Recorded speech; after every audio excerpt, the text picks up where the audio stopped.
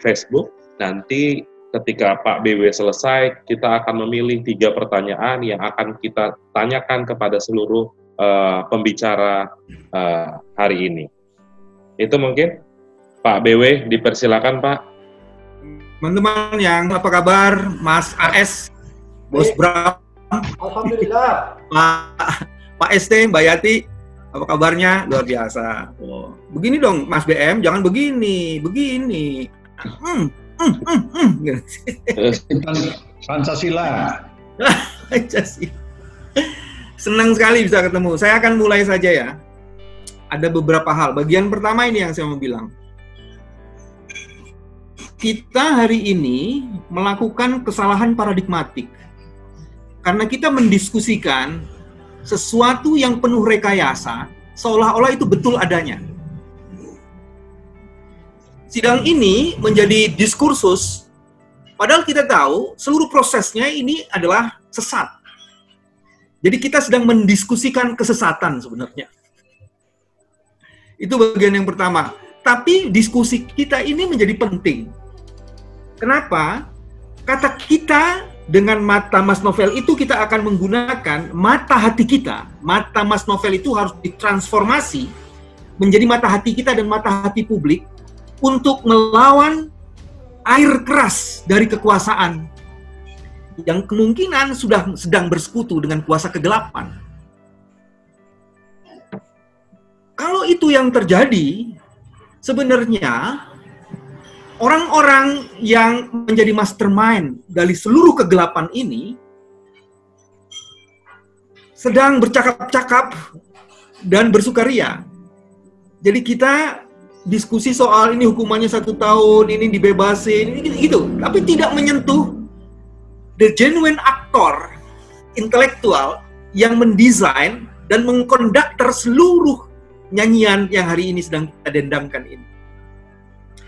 Nah, itu sebabnya menurut kami yang perlu dilakukan hari ini adalah mari kita melihat behind the screen-nya. Seluruh screen dalam proses of justice ini adalah didesain oleh the dark princess of injustice. Jadi kuasa kegelapan, princess of the kuasa kegelapan, the dark princess of injustice itu yang sebenarnya hari ini sedang melakukan proses rekayasa ini. Dan kita mesti bisa melihat itu sebenarnya. Kalau kita tidak bisa melihat itu, maka perdebatan kita sebenarnya perdebatan akibat. Kita tidak pernah bisa menyelesaikan sebab karena penyebabnya itu tidak pernah disentuh oleh proses peradilan itu. Sehingga kemudian strategi pembicaraan kita harus diarahkan ini yang hari ini mengatur seluruh proses diskursus publik ini orang yang hebat luar biasa. Karena dia berhasil memukau dan membuat perhatian, memukau dalam tanda petik, sehingga kita diskusinya di soal-soal yang berkaitan dengan dampak, bukan penyebab, apalagi menyelesaikan seluruh problem ini. Itu bagian pertama yang ingin saya komentari. Terus kedua, saya ingin mencoba menggunakan berbagai pernyataan yang berkembang dalam seluruh proses diskusi, di mana saya diberitahukan oleh Kurnia kesimpulan-kesimpulan hasil diskusinya. Saya mau mulai dari Pak Saud nih, Sohib Saud. Kata kunci obstruction of justice itu menjadi menarik untuk menarik itu Pak Saud, seluruh kegelapan ini. Dan dalam obstruction of justice ada kekuatan yang luar biasa yang sekarang sedang bermain itu. Kalau kita tidak bisa membawa mereka melakukan tindakan obstruction of justice, sebenarnya advokasi kita gagal. Atau setidak-tidaknya kita menurunkan derajat advokasi kita, kita harus selalu mengingatkan mata hati publik, ada kuasa kegelapan yang begitu dahsyat yang hari ini bisa mengangkangi lembaga seperti KPK. Di mana di situ pernah ada ketua KPK yang namanya Bram, ketua KPK yang bernama Busro Mukodas, wakil ketua KPK yang bernama Saud, Yasin, dan BW. Ada di situ semua. Dan ada temannya KPK yang pada saat itu yang namanya Ibu Yati. Jadi sekarang mestinya kita geser. Dan yang paling cilaka, teman-teman, kalau menggunakan fenomena teman-teman itu dari Mas Busro misalnya. Apakah kekuatan obstruction of justice itu adalah bagian dari kekuatan oligarki? Apakah modus operandinya memang selalu menggunakan teror? Jadi ini bisa masuk semua tuh tadi tuh. Begitupun dengan pernyataannya Pak Bram dan Pak Yasin setelah Mbak Yati, sebenarnya kita sedang diskusi apa sebenarnya? Jadi menurut saya diskusinya kita harus geser. Mencari pelaku utama, bukan pelaku kejadian yang hari ini sedang disidang. Nah, kalau kita sepakat untuk menggeser ke situ, maka kemudian kita bisa lihat lagi sebenarnya. Ini semua dilakukan ingin membohongi dan membodohi publik terus-menerus atau tidak? Saya malah khawatir dalam satu diskusi ya, disebutkannya begini. Apakah ini tanda-tanda the beginning of end tengah terjadi? Wow, Pak Saud senang nih pasti nih. Pak Saud ini the beginning of end ini Pak Saud. Kenapa the beginning of end? Karena kejahatan itu begitu sempurna. Ketika kuasa kegelapan begitu sempurna, maka sebenarnya tanda-tanda the end itu sudah mendekat. Apakah ini ciri-ciri dari the beginning of end? Nah, kalau begitu, yang mesti terjadi adalah maka kita harus membuka dan membongkar terus-menerus siapa sesungguhnya. Jangan-jangan mereka itu hari ini masih ada di pusat-pusat kekuasaan. Jangan-jangan mereka hari ini sedang bersiap-siap untuk menatap masa depan, untuk menaklukkan kekuasaan masa depan, sehingga tidak akan mungkin lagi ada kemaslahatan. 2022, 2024, jangan-jangan targetnya di situ. Kalau hari ini mereka sudah mengangkangi KPK, kan kemudian target selanjutnya adalah mengangkangi seluruh penegakan hukum dan mengangkangi seluruh pusat kekuasaan. Saya mau masuk di apa yang mesti kita lakukan ke depan. Sebenarnya kasus novel itu bisa menjadi pintu masuk untuk mempersoalkan berbagai kesesatan peradilan selama ini. Kalau sekarang kita dihadapkan dengan kasus sesat yang seperti itu, dan itu berani dipertunjukkan di muka publik kita dalam situasi yang sangat pandemik COVID ini, sebenarnya ini kesempatan untuk kita melakukan refleksi terhadap seluruh kejadian-kejadian terhadap ini. Karena apa? Ini kejadiannya saling menyatu satu dan lainnya. Coba cek deh. Di tengah kita konsentrasi di sini, maka kemudian kita undang-undang sumber daya alam masuk. Terus sekarang ada diskusi mengenai undang-undang, rancangan undang-undang haluan ideologi negara. Jadi ini kita selalu disuguhkan oleh berbagai ornamen yang tidak lucu, tapi kemudian dipecah konsentrasi kita. Jadi sebabnya bagian pertama usulan saya focusing. Focusingnya adalah, bisakah kasus novel kita jadikan sebagai grand issues untuk mempersoalkan seluruh proses law enforcement yang patut, layak, dan harus didorong di dalam situasi pandemik ini. Jadi kasus law itu menjadi penjuru dan penghulunya. Nah, untuk itu pilihannya adalah, bagian yang pertama, dari bagian pertama ini adalah, di mana pimpinan KPK dalam situasi seperti ini? Jadi saya mengambil beberapa pernyataan. Di mana pimpinan KPK seperti ini? Ketika rakyat sibuk, ketika media mempersoalkan di dalam diskursus, suara pimpinan KPK nyaris tak terdengar. Ya, ada juru bicara. Tapi suara pimpinan KPK tak terdengar. Sudah matikah mata hatinya dan mata nuraninya?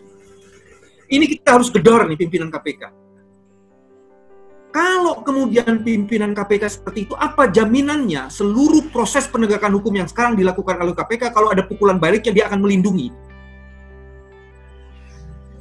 Jadi ketika seluruh publik, seluruh diskursus, semuanya bicara mengenai novel, kita tak mendengar apa sesungguhnya pernyataan dari pimpinan KPK.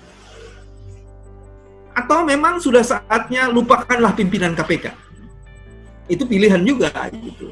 Sudahlah, kalau pakai bahasa Indonesia Timur ya, farek dengan pimpinan KPK. Emang gua pikirin, misalnya kayak begitu ya. Lupakan. Tapi kalau menurut saya, gimana Bram? Lupakan sudah. Sudah. Bram mulai muncul ini deh. Laskar Jundullah seluruh muncul. Nanti dituduh lagi kita Taliban kalau Oh, bukan. Mantan. Komandannya di sini, komandan. Dituduh lagi kita membawa acara ini. Dicari-cari alasan. Nah, bagian yang kedua yang saya mau bilang begini. Kita bisa menggunakan era COVID ini sebenarnya. Teman-teman, dalam diskusi lain di tempat webinar yang lain, satu, fakta korupsi mengorupsi di era pandemik itu tak terbantahkan. Artinya dalam sejarah bencana alam di Indonesia, di hampir setiap bencana alam tidak pernah tidak ada korupsi. Nah, yang paling menarik adalah saya mau menghubungkan dengan Cina. Hari ini, di Cina, di bulan Mei ini, kasus korupsinya naik 100%. Dan 50% lebih dari kasus korupsi itu berkaitan dengan afiliasi partai politik berkuasa di situ. Kalau saya menggunakan situasi di Cina dan saya tarik ke sini, kita meyakini kasus korupsi pasti ada di era pandemik. Mari kita bikin asumsi. Satu, simulasinya. Dari 405 sekarang menjadi 600 sekian triliun. Dan itu kalau dibagi ada 5 klaster pembagian uangnya. Yang paling banyak adalah di recovery ekonomi. Ada untuk kesehatan 70 triliun, ada untuk safety net sekian, dan yang paling besar sebenarnya ada di recovery ekonomi. Dan kira-kira korupsi terbesar ada di situ. Dan persis ketika di titik itu KPK di dalam potretnya dia tidak masuk di situ karena dia hanya memetakan 4 kerawanan dan itu isunya semua sebagian besar ada di safety net dan di pengadaan barang. Jadi sebenarnya kalau begitu focusing kita adalah mari menggunakan kesempatan ini dan kita akan challenge KPK dan penegak hukum. Di Cina yang kayak begitu, daerah yang monopolistik aja, korupsinya naik 100% dan 50% lebih pelakunya itu affiliated dengan partai berkuasa. Kalau kita menggunakan asumsi itu, seharusnya potensi korupsi itu ada di sini dan mungkin meningkat. Kayak kalau saya sih mungkin bukan 100%, jangan-jangan 1000% gitu kan. 1000% dan itu barangkali berkuatan dengan kepentingan dari kekuasaan. Di mana tadi Mas BM sudah jelaskan ada kekuatan oligarki, politisi dan macam-macam kayak gitu. Kemungkinan permainannya itu dan indikasinya kelihatan. Kita fokus di sini tiba-tiba berbagai rancangan undang-undang yang menguatkan konsolidasi kekuatan monopolistik dan oligarki itu terjadi. Salah satunya di Undang-Undang Sumber Daya Alam. Jadi dengan begitu sebenarnya, mari kita menggunakan ini, terus kedua, gunakan situasi pandemi ini dan gunakan isu mengenai. Nah, bagaimana contohnya? Mari kita lihat hasil kajian KPK di Prakerja. Ada yang menarik di situ. Makanya saya terus men-challenge KPK. Apa yang menarik di kartu temuan KPK? Pertama, ditemukan konflik of interest. Kedua, ditemukan hampir 98%, ini temuannya KPK ya. Hampir 98%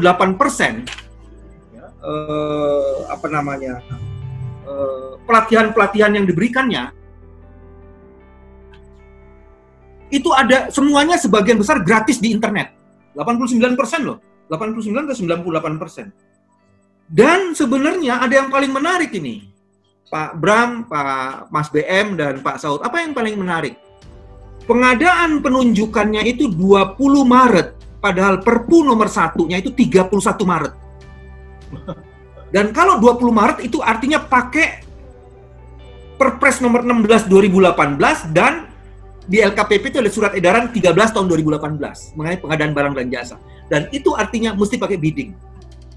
Dan saya bilang sama teman-teman KPK, kebetulan tadi Pak Gurson yang presentasi, kalau cuma memetakan masalah dan memetakan temuan-temuan itu sih sebenarnya kerjaannya peneliti. Tapi kalau pekerjaannya advokat atau penegak hukum, dia akan menemukan apakah tindakan itu dilakukan secara sengaja atau karena kelalaiannya.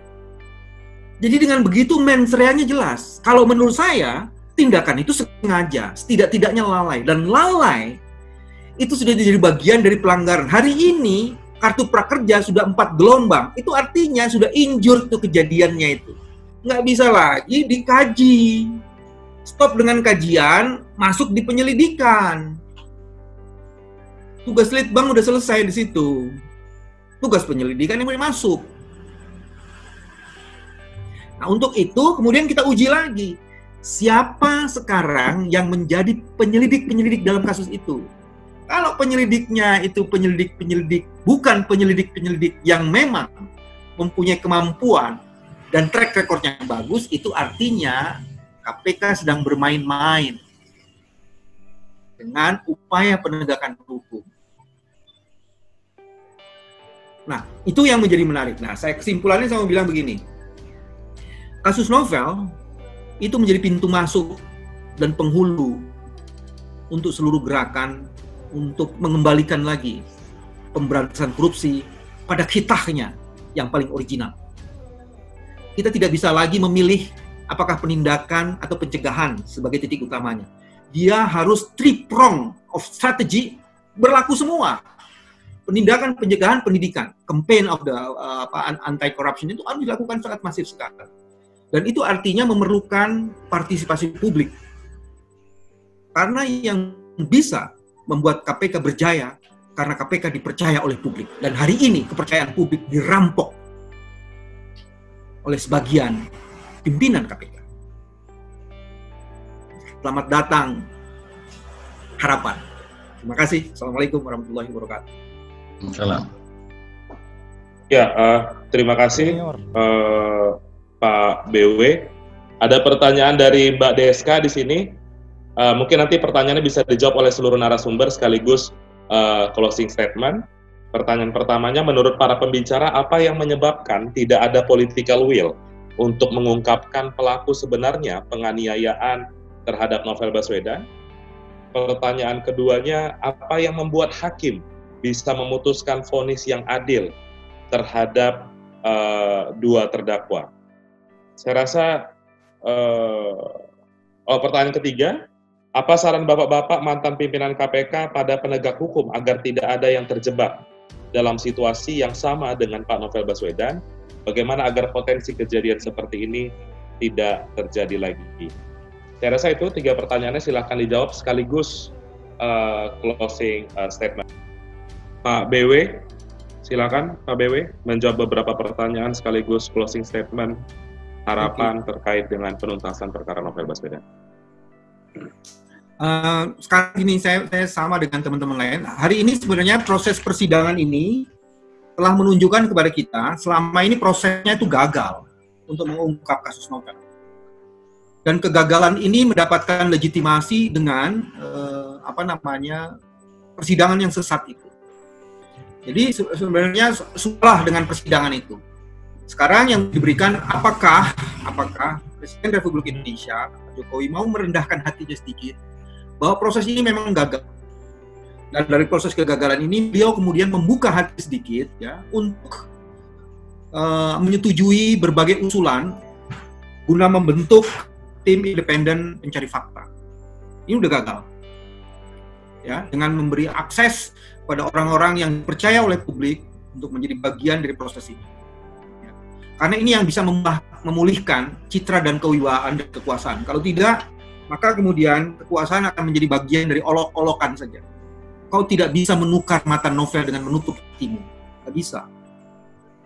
Bagian yang kedua, bahwa apa yang mesti dilakukan pada situasi seperti ini, selain membentuk tim, saya setuju dengan Mas BM, mudah-mudahan mata hati hakim-hakim di Mahkamah Konstitusi terbuka atas presiden buruk yang terjadi dalam proses persidangan ini.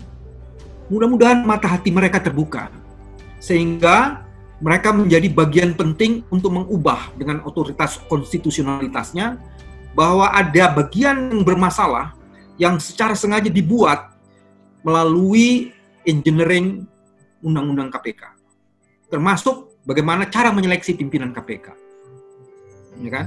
Itu poin yang keduanya yang diharapkan seperti itu. Nah, poin yang ketiganya, mudah-mudahan proses yang terjadi hari ini kian menguatkan ikhtiar kita, silaturahim kita, bahwa sinergitas di antara kita menjadi penting. Mas BM sudah menyemangati, kita harus lebih semangat, bukan hanya lebih semangat, lebih optimis, tapi kita juga harus menatap ya, bahwa ini new era ini sebenarnya menimbulkan ketidakstabilan ya. Dan ini kita juga harus berpikir, Pak Saud selalu kemukakan out of the box. Kita harus berpikir yang tidak stabil juga untuk menstabilkan ini. Nah, gagasan-gagasan apanya itu yang perlu dirumuskan bersama-sama. Dan pada akhirnya saya percaya bahwa kalau kekuatan konsolidasi ini terjadi terus-menerus, maka ini menjadi bagian penting untuk mendorong gerakan pada proses yang lebih baik lagi. Terima kasih pada semua teman-teman. Semoga sehat terus dan waras, itu yang jadi penting. Cukup, Kurnia, terima kasih.